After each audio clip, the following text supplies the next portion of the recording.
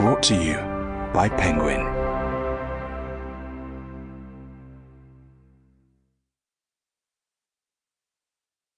The Tale of a Wall by Nasser Abu Srour.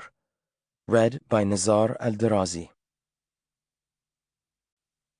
To Mazyuna, who no longer sees. To Nana, who saw beyond me. And to Shava, who sees me.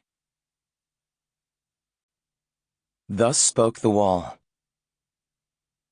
Dear reader, at first glance it may appear that the pages you hold in your hands are the timid offering of an imprisoned man who decided, after long hesitation, to take the plunge and write.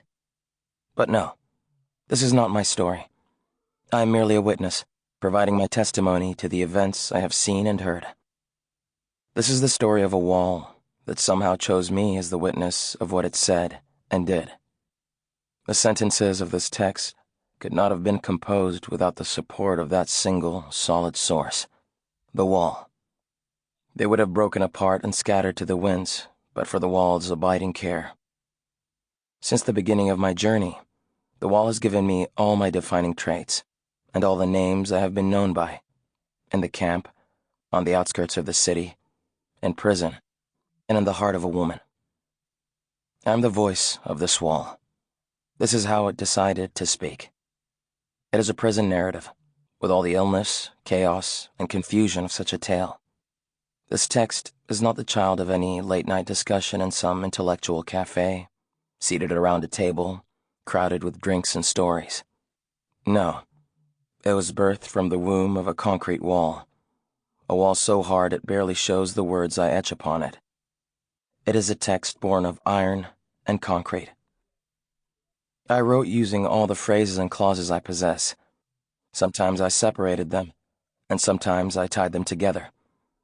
As I wrote, I held fast to every word of the wall's dictation, following the rules that apply to it alone. I wrote like someone come to deliver a few final remarks before the clock stops ticking. I wrote without any literary devices, apart from those that the wall insisted upon. I wrote because reading in a time of sterility has become a cowardly act, and I wish you all a rugged time of reading it. Nasser Abu Srour. Part 1. Me, my Lord, and a most confining place. Chapter 1. Letting Go and Holding Fast.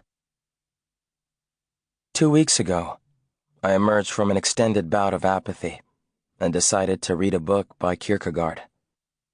In the book, he talks about love, arguing that the best way to preserve it is to release the beloved and to deny all possessive instincts, such as dependency and egotism. He also claimed that this letting go is only possible through the irrationality of faith. Reading that piece was not easy for me. My prison cell was suddenly filled with the question of how. The cell had to expand to create room for the flood of questions that surged from the man's argument. That kind of stretching was something my cell did only rarely, and I never knew if it was for my sake or its own. After an hour, the doors were still closed and locked. Yet somehow, being locked up with those questions became an invitation to seek possible answers. As I see it, everything begins with a question, and certainty is the child of doubt.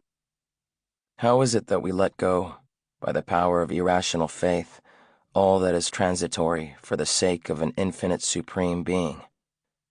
How do contentment and acceptance arise from letting go? How does clinging to a wall become the shortest path for crossing through to the other side?